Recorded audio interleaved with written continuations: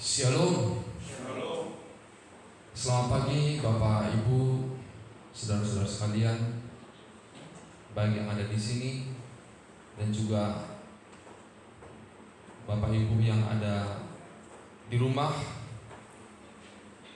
Mari kita mengikuti ibadah pada saat pagi hari ini. Kita mau memuji Tuhan, memuliakan Tuhan, mengucap syukur buat pertolongan Tuhan, buat anugerah yang diberikan Tuhan kepada kita. Mari kita nyanyikan pujian di saat badai bergelora.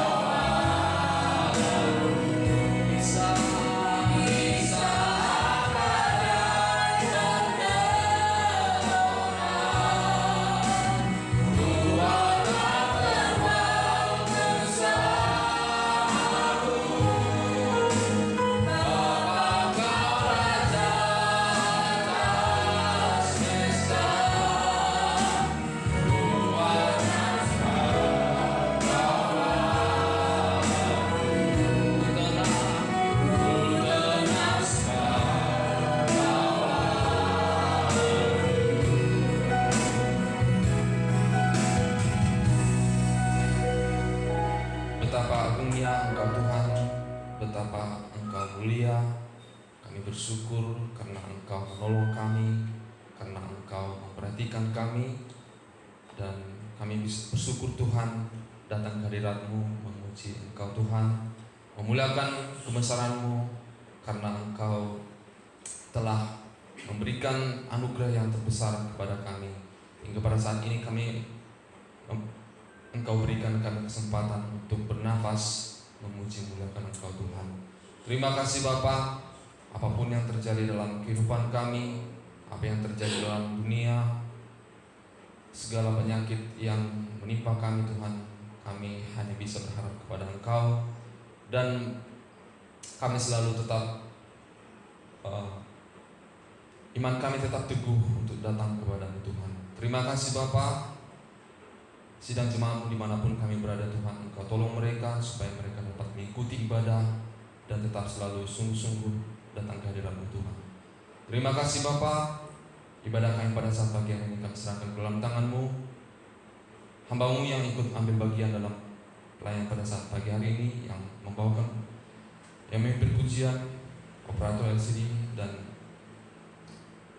pengiring musik, serta hamba-Mu yang akan membawakan firman-Mu Tuhan, Engkau urapi kami semua supaya kami dapat melayani Engkau dengan sungguh-sungguh Tuhan. Terima kasih Bapa. Kami serahkan ibadah kami dari awal sampai akhir hanya di dalam nama Tuhan Yesus Kristus. Amin. Silakan duduk kembali Bapak Ibu. Mari kita langsung memuji Tuhan dengan sukacita dengan pujian penyertaan Tuhan.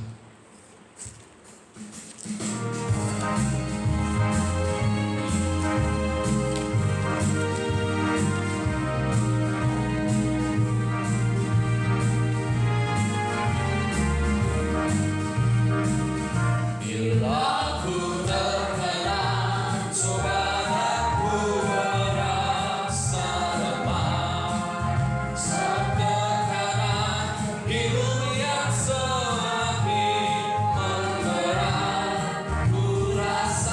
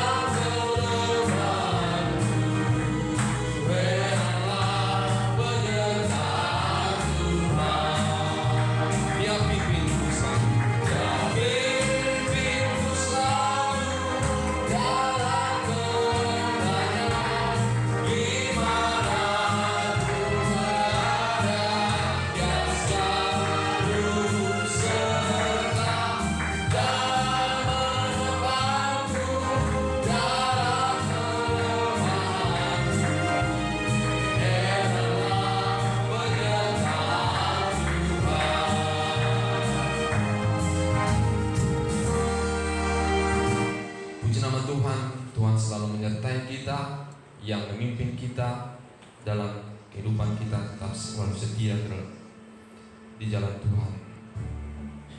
Kita mendengarkan firman Tuhan, kita nyanyikan pujian Ciptakan Kasih.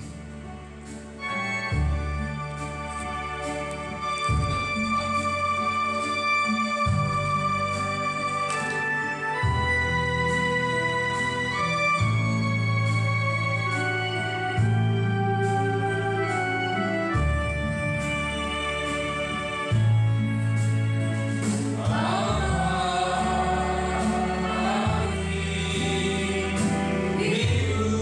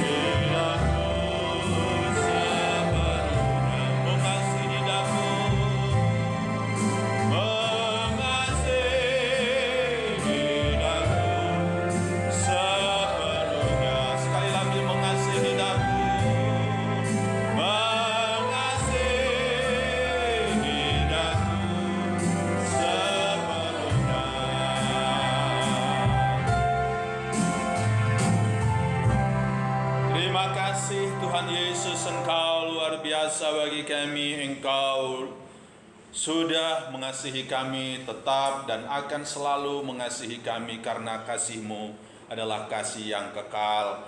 Dan saat ini Tuhan, kembali kami sudah memuji memuliakan nama Tuhan dengan segala keterbatasan kami. Tuhan, sempurnakan pujian kami menjadi suatu dupa yang berbau harum dan berkenan di hadapan Tuhan. Dan saat ini kami akan menikmati kebenaran firman-Mu. Berbicaralah Tuhan melalui hamba-Mu yang Kau sudah siapkan dan utus.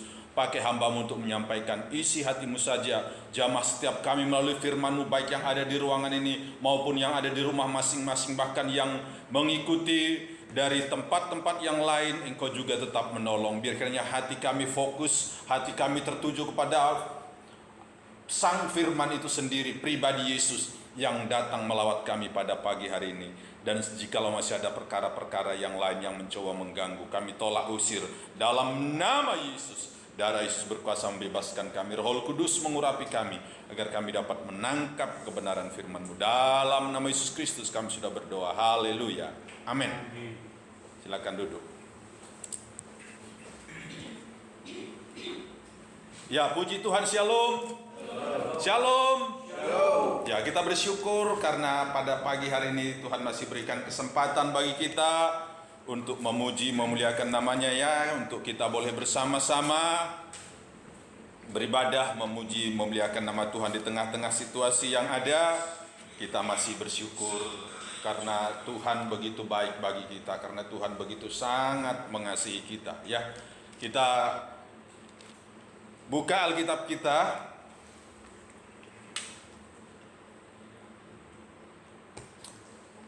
ya, dari kitab Mazmur pasal 13. Kitab Mazmur pasalnya yang ke-13.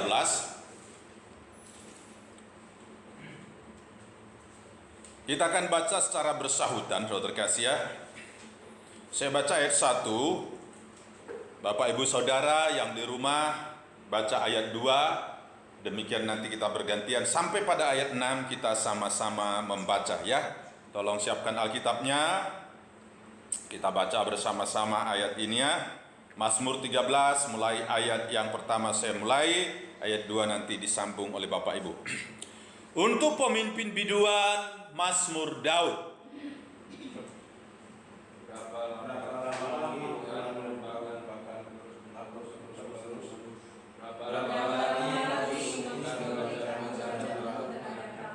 Berapa lama lagi aku harus menaruh kekhawatiran dalam diriku dan bersedih hati sepanjang hari? Berapa lama lagi musuhku meninggikan diri atasku?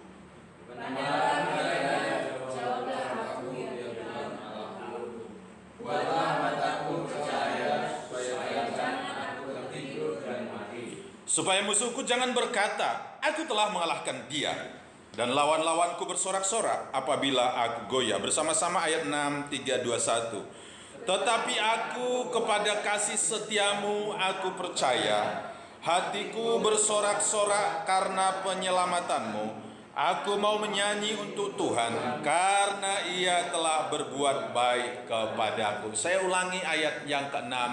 Tetapi aku kepada kasih setiamu aku percaya, hatiku bersorak-sorak karena penyelamatanmu. Aku mau menyanyi untuk Tuhan karena Ia telah berbuat baik kepadaku. Ya, saudara yang dikasihi Tuhan Yesus Kristus,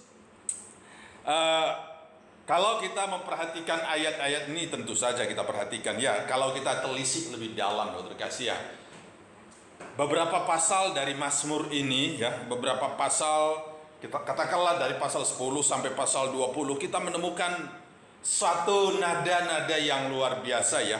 Kita bisa melihat bahwa hidup pemazmur, ya, sama seperti namanya, mazmur, nyanyian, saudara terkasih, ya.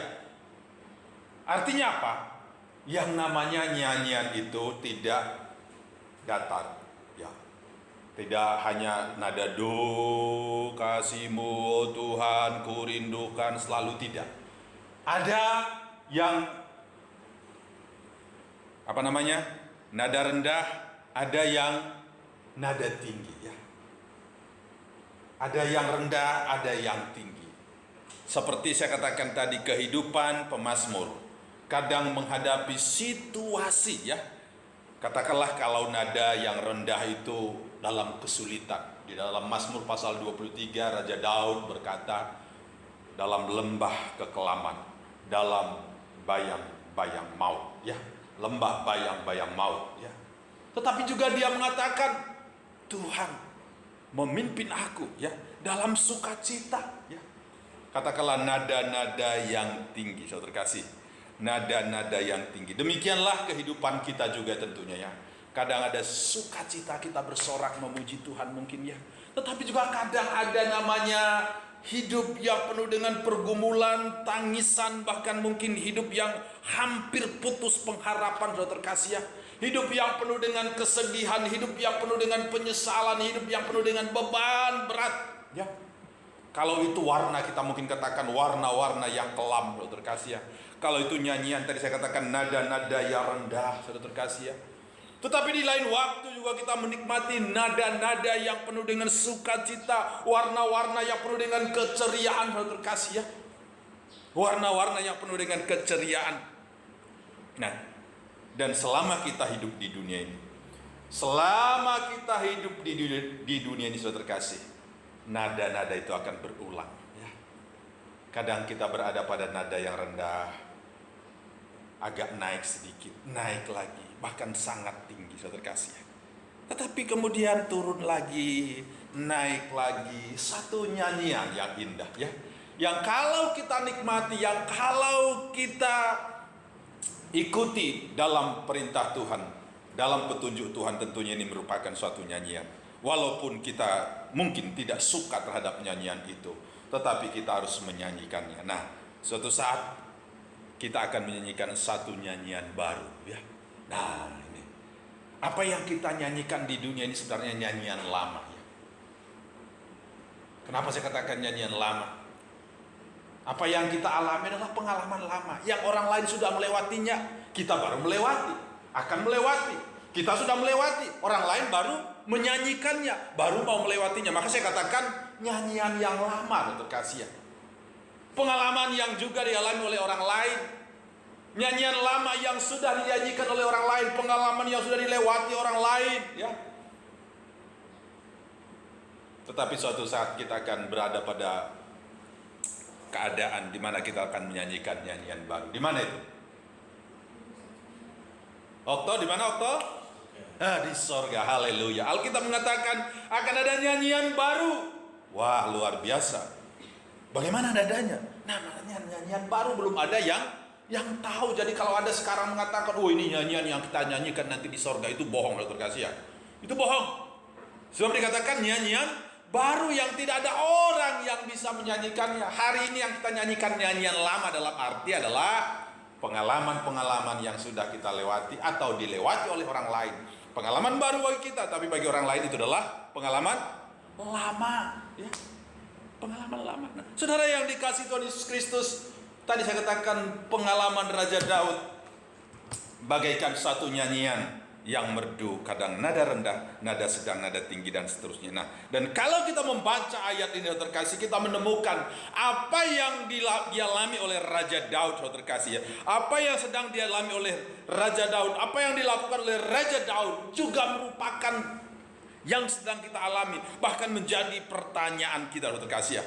Saudara, pengalaman Raja Daud di dalam Mazmur 13 ini tidak disebutkan secara spesifik, ya.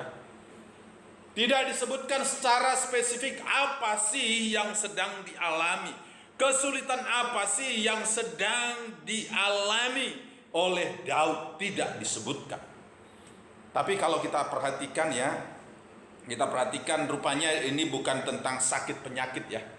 Hari-hari ini kita khawatir banyak, ya, dengan sakit atau katakanlah wabah pandemik yang sedang menimpa seluruh dunia, terkasih, yaitu COVID-19, ya, ataupun corona, ya. Saudara, ini menjadi tangisan banyak orang, ya. Ini menjadi pergumulan banyak orang hari-hari ini. Tetapi kalau kita lihat di sini rupanya Raja Daud tidak sedang bergumul dengan sakit, tidak. Raja Daud tidak sedang bergumul dengan penyakit, tidak. Tetapi mungkin ini dalam hubungannya dengan orang lain, dia memiliki musuh, atau dia sedang diincar oleh musuh, saudara kasih ya, bahkan mungkin musuhnya sepertinya lebih kuat daripada dia ya, sehingga dia mengambil satu sikapnya apa? Bertanya kepada Tuhan. Nah ini, bertanya kepada Tuhan. Pertanyaannya bagaimana? Berapa lama lagi? Nah, ini. Berapa lama lagi? Maka judul khotbah saya hari ini saya beri judul berapa lama lagi. Coba bersama-sama katakan berapa lama lagi. 1, 2, 3. Berapa lama lagi? Wah, itu seperti kalimat berita. Berapa lama lagi? Nah, tanya coba 1, 2, 3.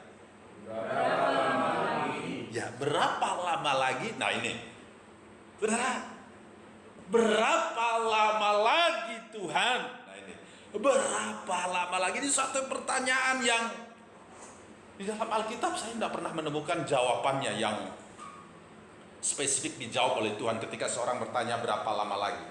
Ya, yang Tuhan jelas sampaikan adalah pada hari yang ketiga akan bangkit.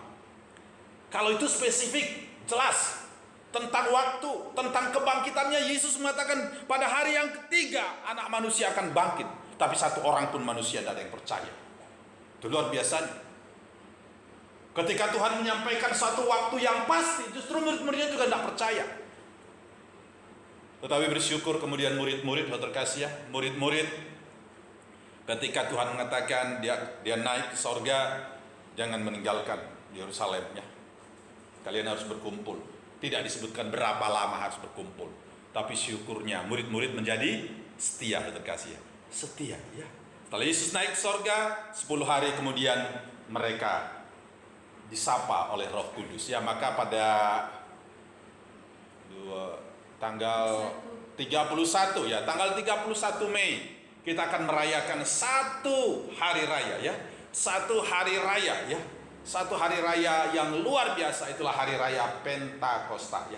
Hari raya Pentakosta ya.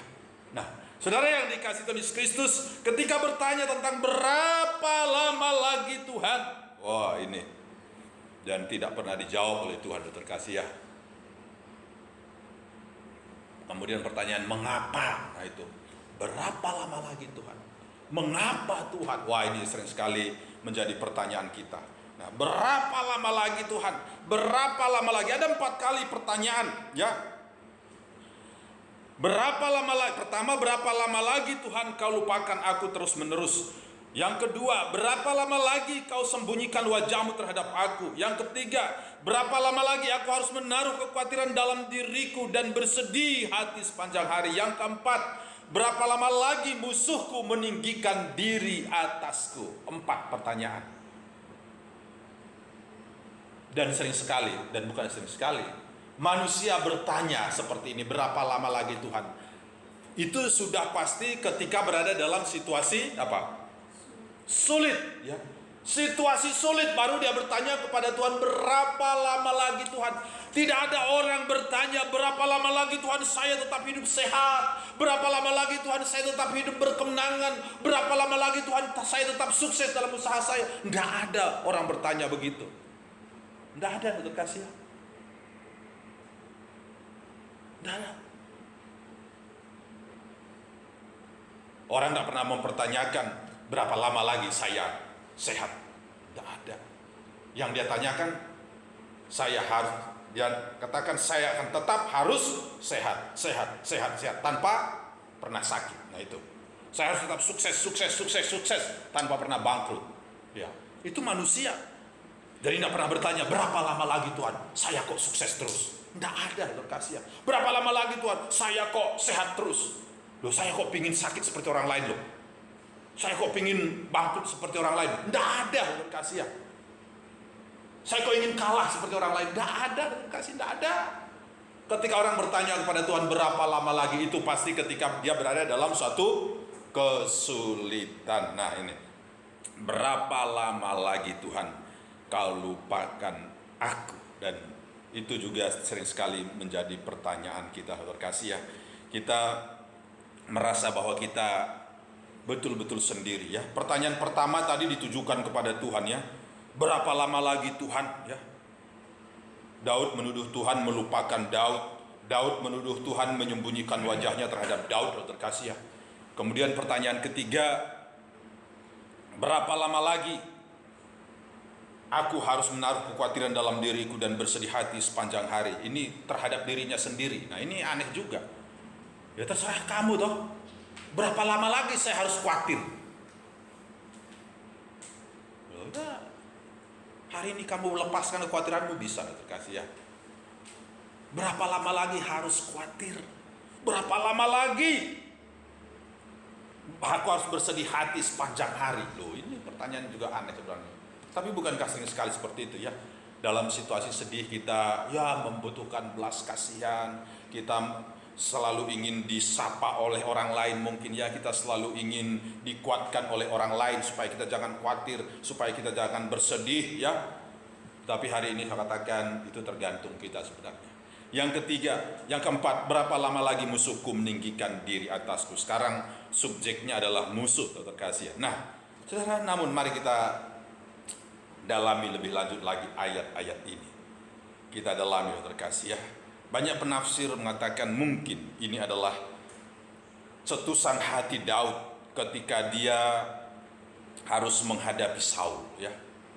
Menghadapi Saul yang menginginkan kematiannya, terkasih ya. Saul yang beberapa kali mencoba untuk membunuh Daud, terkasih ya. Bayangkan ketika Daud sedang enak-enak menghibur Saul dengan kecapinya yang bagus itu, terkasih ya. Tiba-tiba Saul mengambil tombak dan menombaknya. Untungnya tidak kena, terkasih ya. Maka dia khawatir akan hidupnya ya. Akan khawatir akan hidupnya. Nah, mungkin itulah yang sedang dialami oleh Daud. Dia khawatir terhadap hidupnya karena apa? Karena Saul yang sedang mencoba untuk membunuhnya. Nah, maka Daud bertanya, berapa lama lagi Tuhan? Berapa lama lagi Tuhan? Berapa lama lagi Tuhan? Berapa lama lagi? Ini. Berapa lama lagi? Maka pertanyaan yang terkasih, benarkah Tuhan melupakan Daud? Benarkah Tuhan menyembunyikan wajahnya terhadap Daud? Benarkah Tuhan tidak mau menoleh terhadap Daud? Benarkah Tuhan melupakan saudara? Benarkah Tuhan tidak mau melihat saudara? Benarkah Tuhan tidak peduli terhadap saudara? Mungkin jawaban kita, iya, Tuhan tidak peduli terhadap saya. Tuhan tidak pernah melihat penderitaan saya. Tuhan tidak pernah peduli dengan apa yang sedang saya alami. Tuhan sudah melupakan saya. Wah, ini, saudara, ini tuduhan yang serius sebenarnya ya. Tuduhan yang serius terhadap Tuhan yang adalah setia. Tuduhan yang sangat serius terhadap Tuhan yang tidak pernah melupakan kita. Satu pujian mengatakan, kau apa? Tak pernah aku lupakan. Aku membimbingmu, aku menuntunmu. Ya itu. Kau tak pernah aku lupakan, kata Yesus, terkasih ya. Ini seharusnya menjadi pujian kita, ini seharusnya menjadi keyakinan kita. Namun walaupun demikian, mari kita melihat, kita membutuhkan firman Tuhan untuk menjawab pertanyaan Daud ini. Kita membutuhkan firman Tuhan untuk menjawab pertanyaan-pertanyaan dalam hidup kita. Berapa lama lagi? Nah, maka mari kita baca Yesaya 49. Benarkah Tuhan melupakan Daud? Benarkah Tuhan melupakan Israel? Benarkah Tuhan melupakan saya dan saudara? Benarkah Tuhan melupakan orang-orang yang sedang berada dalam pergumulan? Yesaya 49 ya. Mari kita baca bersama-sama ayat ini. Ayat 14 mulai sampai 18. Yesaya 49 ayat 14 mulai. Kita baca bersama-sama 3, 2, 1. Sion berkata, Tuhan telah meninggalkan aku dan Tuhanku telah melupakan aku. Cukup sampai di sini dulu ya. Sion berkata, Orang Israel berkata, Yerusalem berkata, saya berkata, saudara berkata, orang-orang yang mengikut Tuhan mungkin berkata, Tuhan telah meninggalkan aku dan Tuhanku telah melupakan aku. Oh, luar biasa terkasih ya. Kalau tadi pertanyaan, tapi ini pernyataan, suatu kesimpulan, terkasih ya. Kalau Raja Daud tadi mengatakan berapa lama lagi Tuhan, berarti masih ada suatu pengharapan bahwa Tuhan akan menolong. Tetapi di sini Alkitab mengatakan Sion berkata, Tuhan telah meninggalkan aku dan Tuhanku telah melupakan aku. Ini satu kesimpulan, terkasih. Ini satu keadaan tidak ada pengharapan mungkin ya. Ya sudahlah, toh Tuhan tidak mau peduli saya lagi. Toh Tuhan tidak mau mengingat saya lagi. Toh Tuhan sudah melupakan saya. Untuk apa lagi? Itu kata Sion. Dan banyak orang yang seperti itu. Saudara, tapi perhatikan. Perhatikan terkasih. Saya ingin istri saya membaca ayat 15 dengan nyaring. Ayat 15. Dapatkah seorang perempuan melupakan bayinya sehingga ia tidak menyayangi anak dari kandungannya? Sekalipun dia melupakannya, aku tidak akan melupakan engkau. Oh, haleluya. Dapatkah seorang perempuan melupakan bayinya? Jawabannya pasti tidak mungkin. Tapi walaupun dalam beberapa kasus ya ada ibu yang bisa melupakan bayinya. Ya ada orang yang karena kesulitan apa kemudian menyerahkan bayinya kepada orang lain. Dapatkah seorang perempuan melupakan bayinya sehingga ia tidak menyayangi anak dari kandungannya? Secara umum kita akan menjawab tidak mungkin. Itu secara umum. Ya. Saudara, saya punya adik 6 ya. Jadi saya sangat tahu persis ketika kecil adik-adik saya, mama saya menggendong ya, sambil bergumam gini, namanya ibu ya, saking sayangnya dia bilang gini, walaupun seluruh dunia dikasih kepada saya tidak mungkin menukarkannya dengan bayi saya katanya. Nah itu ya, tidak mungkin katanya. Itu kasih seorang ibu terkasih ya, yang ingin selalu mengasihi anak-anaknya, mengasihi bayinya tentunya. Dikatakan di sini anak dari kandungannya. Nah, maka Tuhan mengatakan, sekalipun seorang ibu melupakan bayinya, aku tidak akan melupakan engkau. Yesus mengatakan, sekalipun seorang ibu melupakan anak dari buah kandungannya, aku tidak akan melupakan engkau. Pagi hari ini pegang ayat ini terkasih ya. Tuhan tidak pernah melupakan saudara. Dalam situasi apapun Tuhan tidak pernah melupakan. Tuhan mengatakan di sini, sekalipun seorang ibu dapat melupakan anak dari kandungannya, tetapi aku sekali-kali tidak akan melupakan engkau. Saudara, Tuhan menjawab. Memang konteks dari ayat ini berbeda, terkasih, Mazmur tadi dengan Yesaya ini, tetapi memiliki satu situasi yang hampir sama. Orang Israel, Sion, Yerusalem menunggu kapan itu tembok-tembok kota mereka dibangunkan kembali. Kapan pertolongan itu akan datang kembali. Kapan orang yang membangun itu akan datang kembali. Konteksnya tadi berbeda, tetapi dalam satu situasi yang hampir sama, terkasih, menantikan pertolongan.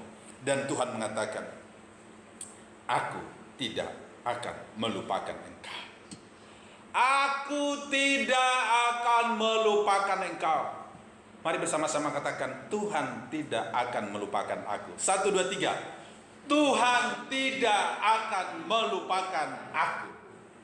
Sekali lagi dengan yakin. 1, 2, 3. Tuhan tidak akan melupakan aku. Haleluya.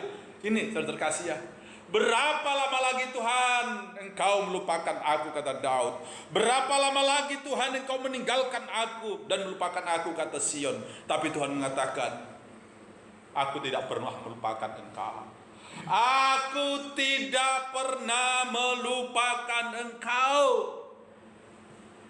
Ini. Jadi salah kalau kita mengatakan Tuhan melupakan aku.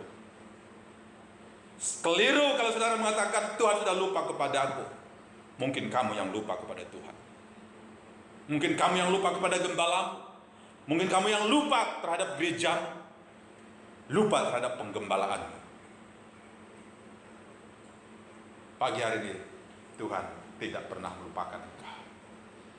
Tuhan tidak pernah lupa terhadap engkau.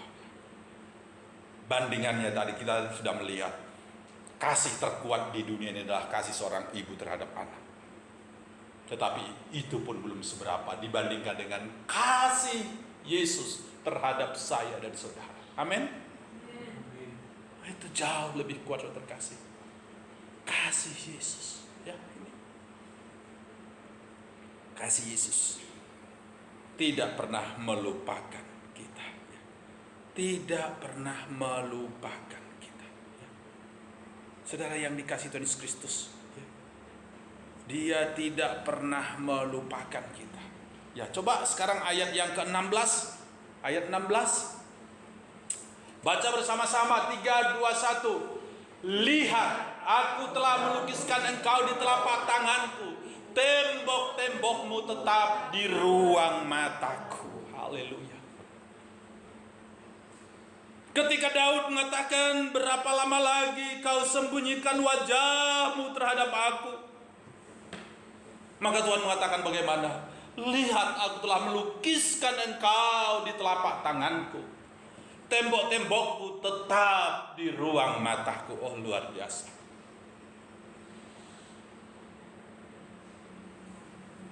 Engkau menuduh Tuhan tidak peduli dengan engkau. Engkau menuduh Tuhan tidak pernah melihat kepada engkau.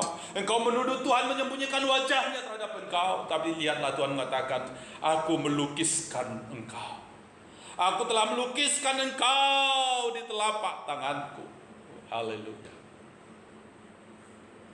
Saudara, kira-kira dari seluruh anggota tubuh kita, bagian mana atau anggota tubuh mana yang paling sering kita lihat? Coba dikeluarkan pendapatnya lagi. Kira-kira anggota tubuh bagian mana yang paling sering kita lihat? Hah? Oh, lihat di mana? Di wajah. Cermin. Wah, ya, satu hari berapa kali bercermin?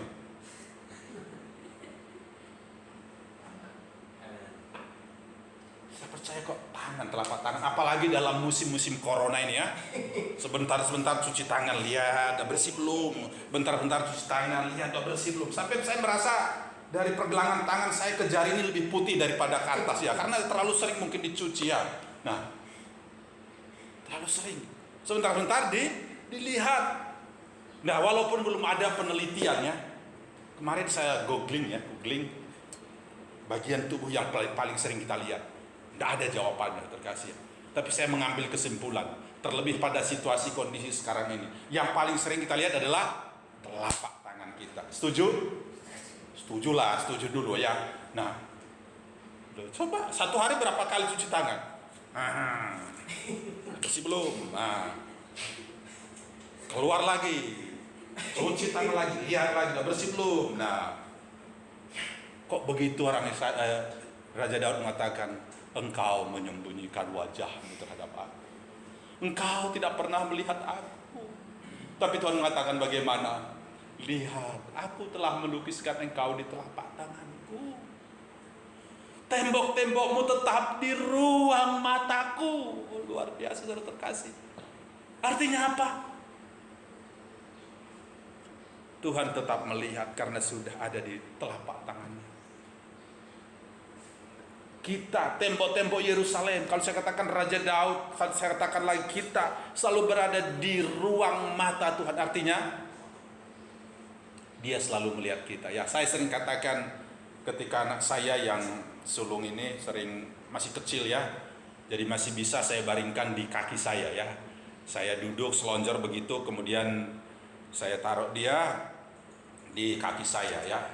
Kemudian dia bilang begini, oh, ada di papa, di matanya papa, katanya. Wah, itu senang sekali dia. Ada di matanya papa. Artinya apa? Saya melihat dia melihat ke mata saya. Mungkin Daud, Tuhan sudah sedang memandang kepada dia, tapi Daud sedang melihat ke tempat lain sehingga dia tidak melihat mata Tuhan yang selalu memandang dia. Nah, teman saya bilang dia lihat pak kita lihat pak dia, jadi sudah katanya. Nah, itu dia. Ini dia lihat pak kita lihat pak dia katanya. Jadi sudah. Artinya saling, udah itu dia, saling memandang. Nah, sering sekali kita tidak saling memandang dengan Tuhan. Tuhan sudah melihat kita. Tuhan sudah sangat fokus dengan kita. Kita malah fokus ke yang lain. Nah ini, kita memalingkan wajah kita ke tempat yang lain, terkasih. Sehingga kita menuduh Tuhan tidak pernah melihat saya. Tuhan menyembunyikan wajahnya kepada saya. Oh, padahal kamu yang tidak mau lihat dia, terkasih. Padahal kamu yang melihat kepada yang lain. Kamu terlalu tertarik dengan dunia ini. Kamu terlalu tertarik dengan persoalanmu. Kamu terlalu fokus dengan persoalanmu sehingga tidak pernah melihat kepada Tuhan.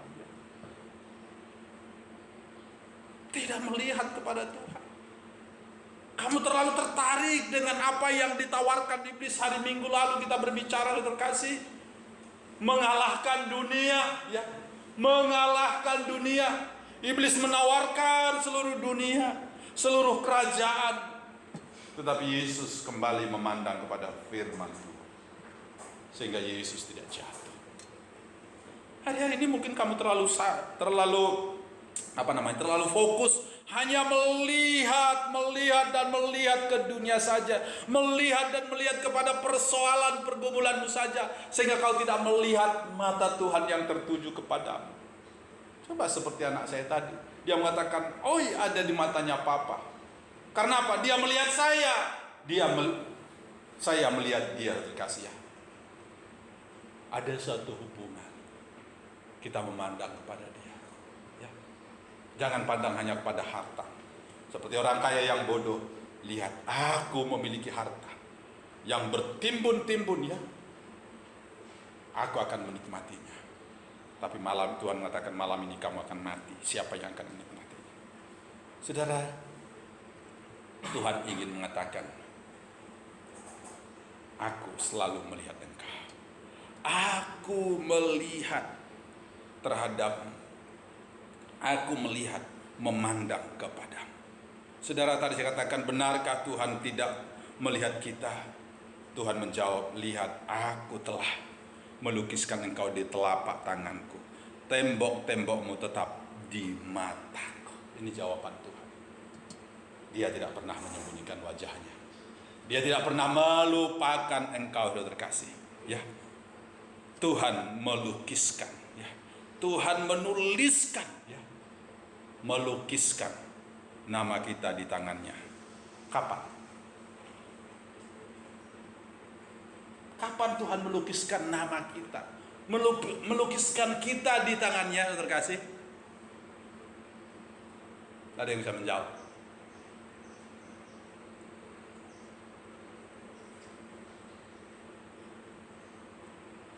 Tuhan melukiskan nama kita di tangannya ketika dia tersalib, terkasih. Dia lukiskan nama kita dengan paku yang menembus tangannya. Bukti kasihnya kepada kita. Bukti kasihnya kepada kita. Nggak mungkin dia bisa melupakan kita lagi, terkasih. Dia sudah melukiskannya dengan terpaku di kayu salib.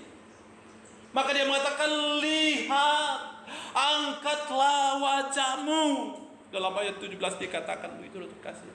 Angkatlah wajahmu. Lihat ke kayu salib. Jangan hanya fokus kepada persoalanmu. Jangan hanya fokus kepada perkara-perkara dunia ini. Angkat wajahmu. Angkat wajahmu. Lihat ke kayu salib. Di sana Tuhan sudah melukiskan namamu, melukiskan wajahmu, melukiskan kehidupanmu, saudara terkasih. Jangan hanya fokus kepada masalahmu. Jangan hanya fokus kepada musuhmu. Tapi lihatlah, angkatlah mukamu. Pandanglah pada Yesus yang sudah tersalib untuk kita. Pandang pada Yesus. Ya. Pandang pada Yesus. Dia sudah melukiskan namamu di tangannya pada saat paku menancap di tangannya. di kayu salib. Itu kasihnya, kasih. Kasih yang tidak mungkin bisa kita balas. Dia sudah melukiskan namamu di kayu salib, di tangannya pada saat di kayu salib. Nama saya, nama kita semua terlukis di tangannya saat dia mati di kayu salib. Saat dia mengatakan sudah selesai, semua nama kita ditulis di sana. Dosa-dosa kita sudah diampuni, saudara kasih. Dosa-dosa kita sudah diampuni. Maka tadi dikatakan dalam ayat yang ke-18 itu, angkatlah mukamu dan lihatlah ke sekeliling. Mereka semua berhimpun datang kepadamu. Artinya sebenarnya Tuhan sedang menolong. Tuhan sedang berkarya. Tuhan sedang memberikan kelepasan bagi kita.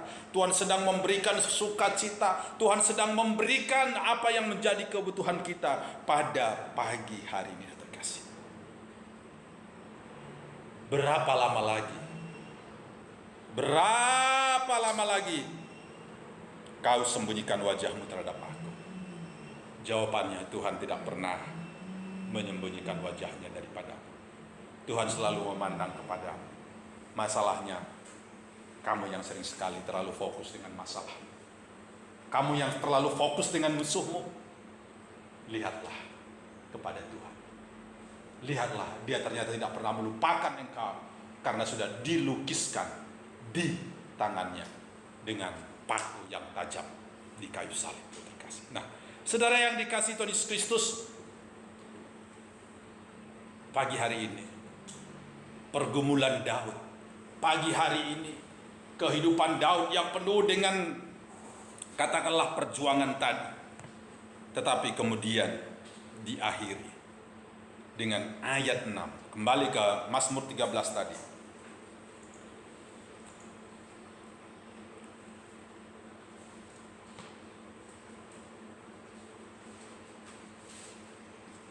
Mazmur 13 kembali kita baca ayat 6 bersama-sama. Mazmur 13 ayat 6 bersama-sama. 1, 2, 3. Tetapi aku kepada kasih setiamu aku percaya. Hatiku bersorak-sorak karena penyelamatanmu. Aku mau menyanyi untuk Tuhan, karena Dia telah berbuat baik padaku. Haleluya, dikasih. Ayat 1 dan 5 itu dalam lembah kekelaman. Ayat 6 ada sukacita, ada nyanyian kemenangan. Pertanyaannya, apakah Daud sudah mengalami kemenangan waktu itu? Apakah Daud sudah terlepas dari masalahnya? Apakah Daud sudah selesai dari apa yang menjadi pergumulannya? Belum, terkasih. Belum, dia masih bergumul, dia masih berada dalam situasi yang katakanlah berbeban berat. Tetapi sekarang dia memiliki perspektif yang baru, terkasih. Dia sekarang mengangkat wajahnya, dia sekarang sudah melihat, dia sudah mengangkat pandangannya kepada Tuhan. Maka dia mengatakan, tetapi aku kepada kasih setiamu aku percaya. Oh haleluya. Dia mengingat pertolongan Tuhan di masa lalu. Ya, Daud kembali diingatkan akan kasih setia Tuhan, ya, kepada kasih setia Tuhan yang sudah mengiring-iring dia, yang sudah membawa dia kepada satu situasi yang dari hari ke hari lebih baik dan lebih baik. Maka dia mengingat, aku, ya, tetapi aku kepada kasih setiamu aku percaya. Jangan pernah lupakan kasih setia Tuhan. Saudara, bukankah ketika Daud menghadapi Goliat, dia hanya mempunyai satu senjata? Senjatanya apa? Senjatanya adalah pengalaman ditolong oleh Tuhan. Itu senjata rohaninya. Memang dia punya katakanlah ketapel begitu ya bahasa sekarangnya. Tetapi ketapel dengan senjata yang dimiliki Goliat tidak ada apa-apanya sebenarnya, ya. Tidak ada apa-apanya. Tapi dia memiliki satu senjata yang luar biasa, itulah kasih setia Tuhan. 1 Samuel 17. 1 Samuel 17 1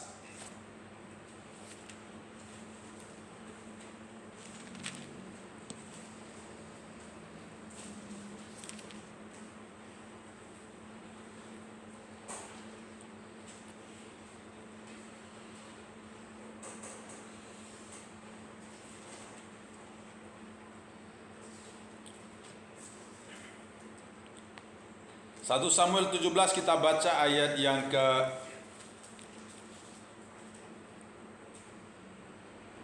34 mulai ya, 34 mulai ya. Saya ingin 37 tadi tapi tidak apa-apa supaya kita baca lebih komplit ya. Ayat 33 lah mulai. Tetapi Saul berkata kepada Daud, tidak mungkin engkau dapat menghadapi orang Filistin itu untuk melawan dia, sebab engkau masih muda, sedang dia sejak dari masa mudanya telah menjadi prajurit. Perhatikan, Saul memberikan fakta kepada Daud, tidak mungkin kamu bisa melawan, kamu masih muda, sementara dia dari muda sudah menjadi prajurit. Tapi apa kata Daud? Tetapi Daud berkata kepada Saul, hambamu ini biasa menggembalakan kambing domba ayahnya. Apabila datang singa atau beruang yang menerkam seekor domba dari kawanannya, maka aku mengejarnya, menghajarnya dan melepaskan domba itu dari mulutnya. Kemudian apabila ia berdiri menyerang aku, maka aku menangkap janggutnya lalu menghajarnya dan membunuhnya. Baik singa maupun beruang telah dihajar oleh hambamu ini. Dan orang Filistin yang tidak bersunat itu, ia akan sama seperti salah satu daripada binatang itu, karena ia telah mencemooh barisan daripada Allah yang hidup. Ayat yang ke-37, mari kita baca bersama-sama. 1, 2, 3. Pula kata Daud, Tuhan yang telah melepaskan aku dari cakar singa dan dari cakar beruang, dia juga akan melepaskan aku dari tangan orang Filistin itu. Kata Saul kepada Daud, pergilah, Tuhan menyertai engkau. Haleluya, terkasih ya ini. Ketika menghadapi Goliat, senjata Daud hanya ketapel, tetapi ada senjata rohani yang dia miliki. Apa ya? Kasih setia Tuhannya. Kasih setia Tuhan. Maka dia mengatakan, Tuhan yang telah melepaskan aku dari cakar singa dan dari cakar beruang, dia juga akan melepaskan aku dari tangan orang Filistin itu. Dan Daud menang. Saudara, kemudian ketika dia dalam pergumulan, dia sempat down, dia sempat mengalami katakanlah situasi yang sulit, tetapi kemudian dia ingat kasih setia Tuhan, maka dia mungkin mengatakan, Tuhan yang sudah menolong saya menghadapi singa dan beruang, Tuhan yang sama sudah menolong saya menghadapi Goliat, maka hari ini Tuhan yang sama akan menolong saya menghadapi persoalan yang sedang saya hadapi. Maka dia bersuka cita. Maka Alkitab mengatakan di sini terkasih ya, tetapi kepada kasih setiamu aku percaya dan hatiku bersorak-sorak karena penyelamatan. Tuhan yang sudah menyelamatkan aku dari beruang dan singa, Tuhan yang sudah menyelamatkan aku dari Goliat, maka Tuhan yang sama juga menyelamatkan aku dari musuh yang sedang saya hadapi. Tuhan yang sudah menolong saudara di masa yang lampau, mungkin masalah itu kecil, Tuhan yang sama juga sanggup menolong saudara menghadapi musuh yang mungkin menurut saudara jauh lebih besar. Mungkin menurut saudara itu adalah musuh yang terlalu besar bagi saudara. Tapi mari belajar dari Daud. Tuhan yang telah melepaskan aku dari cakar singa, dari cakar beruang, dan dia juga akan melepaskan aku dari tangan orang Filistin ini. Maka kita lanjutkan. Tuhan yang sudah menolong saya melawan singa, Tuhan yang sudah menolong saya melawan Goliat, maka hari ini Tuhan yang sama juga menolong saya menghadapi musuh saya.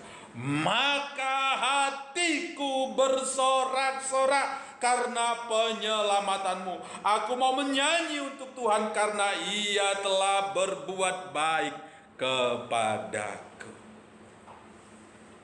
Karena Ia telah berbuat baik kepadaku. Markus 11 ayat 24. Markus 11 ayat 24.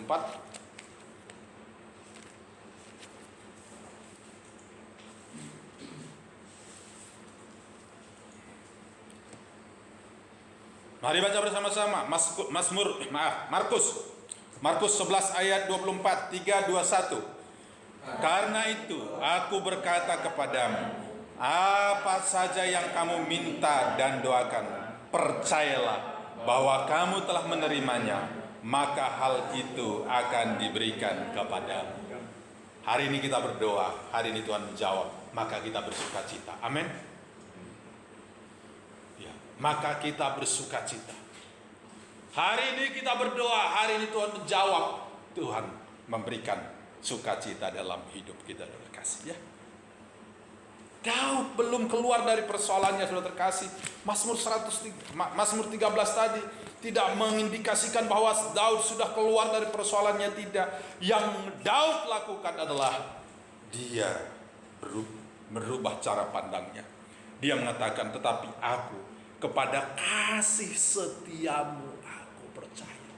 Ketika Daud mengatakan aku percaya kepada kasih setiamu, maka dia sedang mengatakan Tuhan menolong aku karena dia setia. Tuhan yang sudah menolong saya di masa yang lampau, hari ini dia tetap menolong saya. Kalau setia itu berarti dia tidak akan melupakan. Orang yang setia dia tidak akan melupakan. Orang yang pacaran dengan setia dia tidak akan melupakan pacarnya. Orang yang berkeluarga dengan setia dia tidak akan melupakan pasangannya terkasih.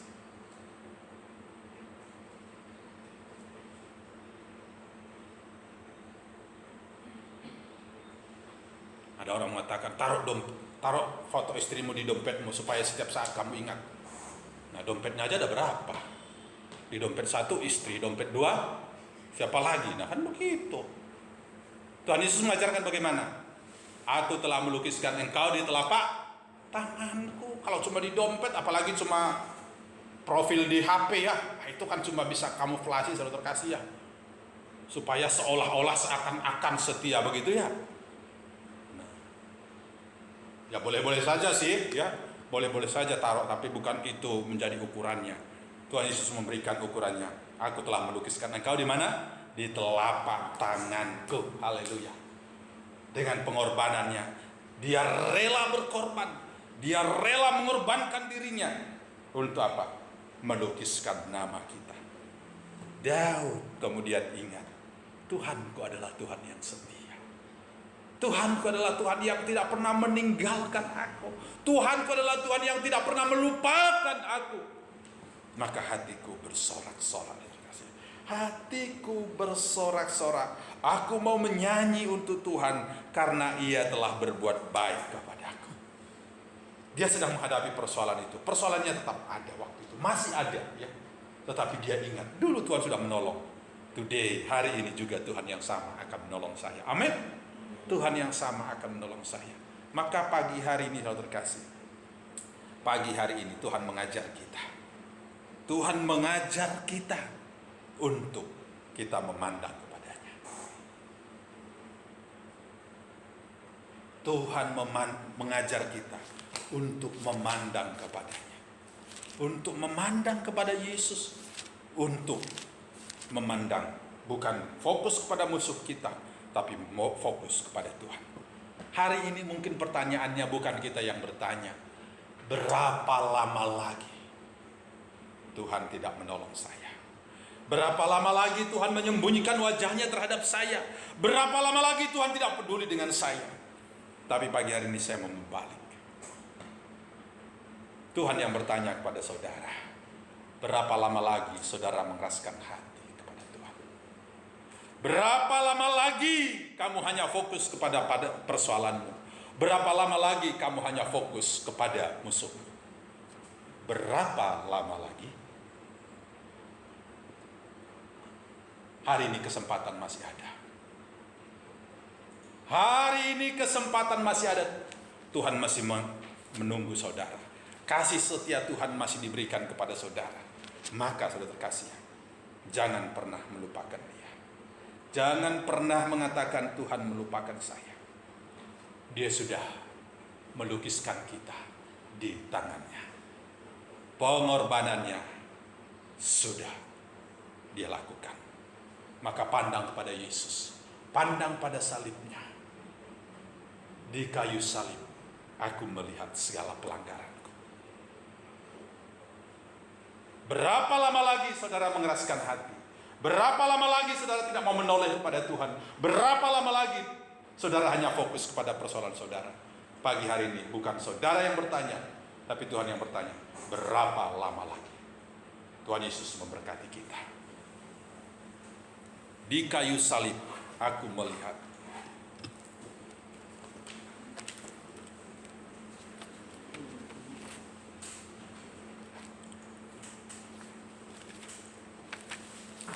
Salo 159.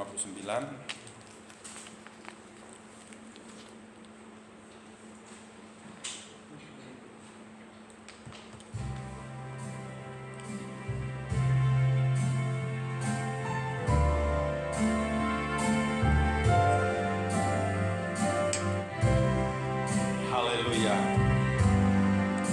Waktuku datang berada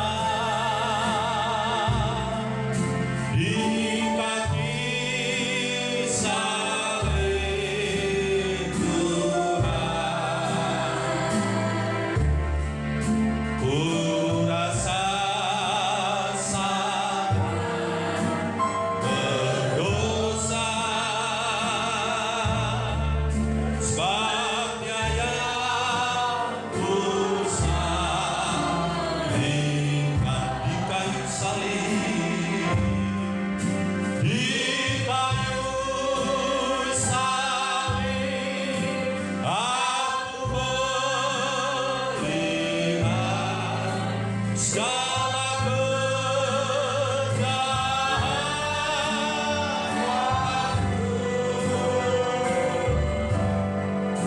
olehnya Yesus menderita sama untuk selamatkanku. Sering ku menyangkal Tuhan, sering ku menyangkal Tuhan. Waktuku dicobai,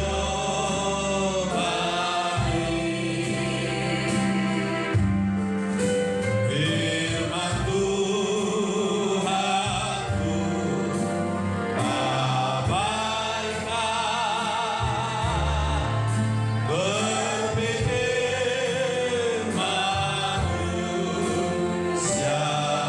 Di kayu salib, di kayu salib aku melihat segala kejahatanku.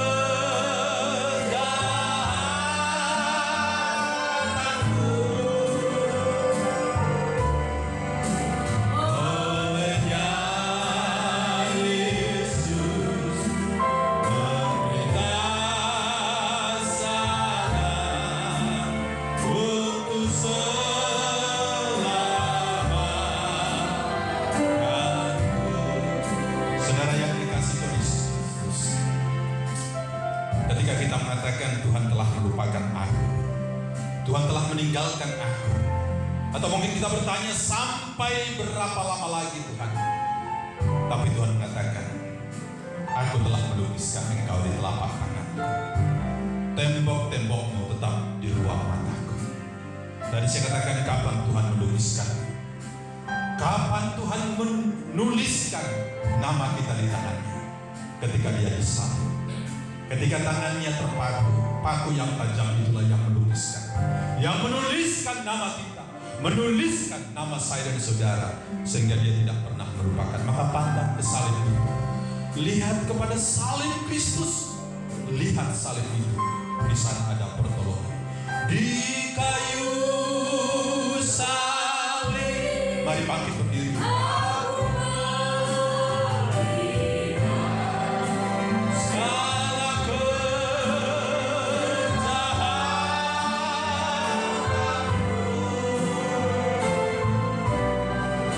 olehnya Yesus menderita sana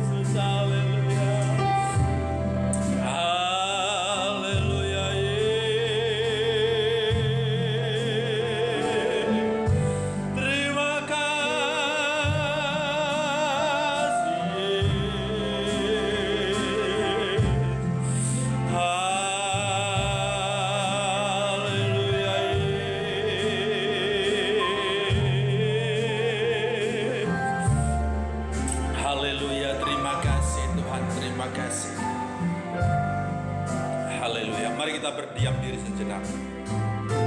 Haleluya. Dengan hening kita renungkan firman Tuhan. Pagi hari ini Tuhan bertanya, berapa lama lagi engkau mengeraskan hati? Berapa lama lagi engkau meninggalkan Tuhan? Pagi hari ini Tuhan ingin mendengar jawabanmu. Haleluya. Haleluya. Terima kasih Tuhan Yesus, terima kasih. Haleluya Yesus. Terima kasih Tuhan, kami memuji Engkau, memuliakan, mengagungkan Engkau. Engkau luar biasa bagi kami, Engkau baik bagi kami. Firman-Mu sudah hamba-Mu sampaikan. Dengan segala keterbatasan hamba-Mu, baik dalam waktu, baik dalam kemampuan, tetapi biar kiranya apa yang sudah hamba-Mu sampaikan boleh menguatkan kami, boleh menjamah kami, boleh memberikan pengharapan bagi kami, sehingga kami boleh mengarahkan pandangan kami kepada Tuhan, mengarahkan mata kami kepada Tuhan, supaya kami jangan hanya fokus kepada persoalan masalah problem yang sedang kami hadapi, tetapi kami mau memandang kepada sumber pertolongan kami. Kami mau mengingat kasih setia Tuhan yang sudah menolong kami sampai sejauh ini. Terima kasih Tuhan, terima kasih. Meteraikan firman-Mu menjadi berkat, menjadi iman dalam kehidupan kami. Terima kasih Tuhan Yesus, terima kasih. Kami bersyukur, kami memuji Engkau, memuliakan, mengagungkan Engkau.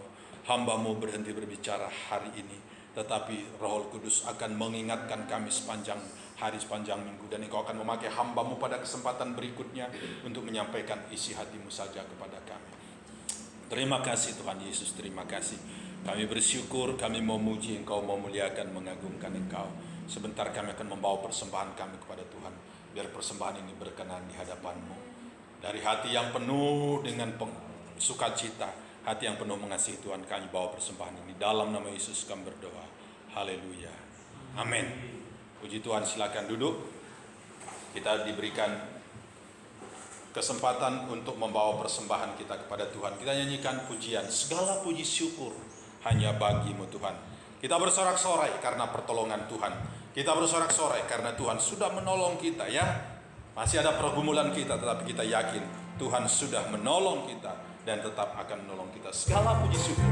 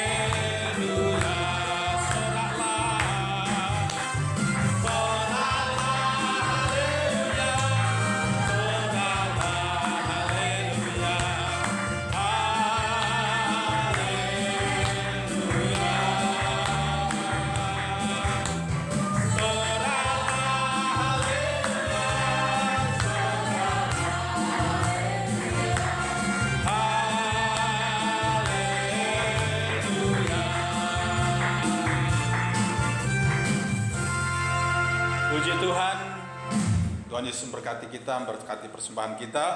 Bagi Bapak Ibu yang di rumah yang sudah mengumpulkan persembahannya, saudara boleh simpan itu, saudara masukkan dalam amplop ya. Untuk kalau kesempatan sudah kembali normal, saudara boleh bawa kembali ke gereja untuk dipersembahkan kepada Tuhan. Ya, jangan hari ini dipersembahkan, minggu depan itu lagi yang dikembalikan, jangan ya. Dan kalau saudara melihat ya ada seseorang atau satu keluarga, tidak siapapun itu terkasih ya, yang menurut saudara layak untuk ditolong, saudara boleh menggunakan persembahan yang saudara sudah kumpulkan untuk menolong mereka ya.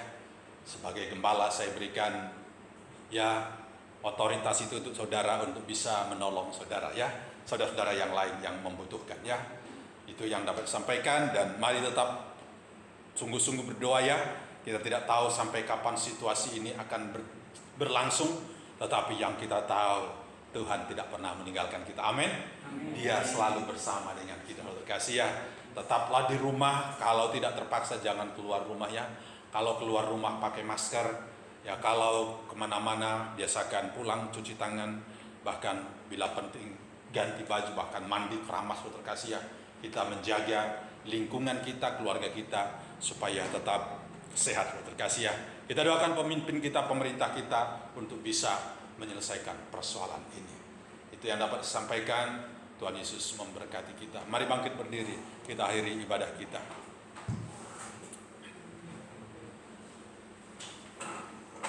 Haleluya, haleluya. Kami bersyukur kepadamu Yesus untuk anugerah yang Kau berikan bagi kami. Kami boleh membawa persembahan kami kepada Tuhan, semua karena pertolongan Tuhan, semua karena cinta kasih Tuhan saja. Dan saat ini kami bawa itu untuk kemuliaan nama Tuhan, baik yang kami kumpulkan di gereja maupun yang kami kumpulkan di rumah kami masing-masing. Tuhan menerimanya menjadi suatu dupa yang berbau harum di hadapan-Mu. Pagi hari ini hamba-Mu berdoa untuk seluruh sidang jemaat-Mu, baik yang mengikuti ibadah, ada beberapa orang di tempat ini maupun yang ada di rumah mereka masing-masing. Engkau lawat mereka, apa yang menjadi pergumulan mereka. Kami percaya Tuhan sudah menolong mereka, Tuhan sudah memberkati mereka, Tuhan sudah menyembuhkan mereka. Pergumulan bersama kami membutuhkan gedung gereja, Tuhan juga akan menolong, Tuhan juga akan menyediakannya. Keluarga yang sudah berkorban di tempat ini, yang sudah menopang pekerjaan Tuhan, menopang keluarga hamba Tuhan, Engkau balas berlipat kali ganda. Kami doakan juga hamba-hamba Tuhan yang mungkin mengalami goncangan-goncangan, Engkau juga menolong mereka. Sidang jemaat Tuhan yang mengalami penderitaan, bahkan umat manusia di mana saja, biarkan Tuhan tetap menolong, Tuhan tetap memberikan kekuatan bagi mereka. Terima kasih Bapa, terima kasih. Kami serahkan seluruh kehidupan kami dalam tangan-Mu, biar Tuhan menolong. Dan sebentar kami akan pulang, Engkau menyertai kami, Engkau memberkati kami. Kekasih Tuhan sekalian, terimalah anugerah cinta kasih dan berkat Tuhan, serta kembali dengan damai sejahtera dalam persekutuan Allah Bapa, Sang Putra, Roh Kudus, sepenuhnya dalam nama Tuhan Yesus Kristus. Haleluya, haleluya, amin. Bapa terima kasih, Bapa terima kasih, Bapa di dalam surga.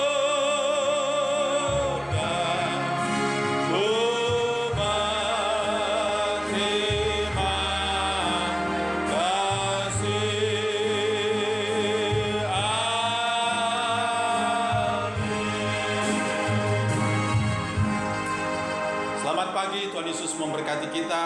Tetap di rumah, tetap berdoa, tetap sehat. Amin.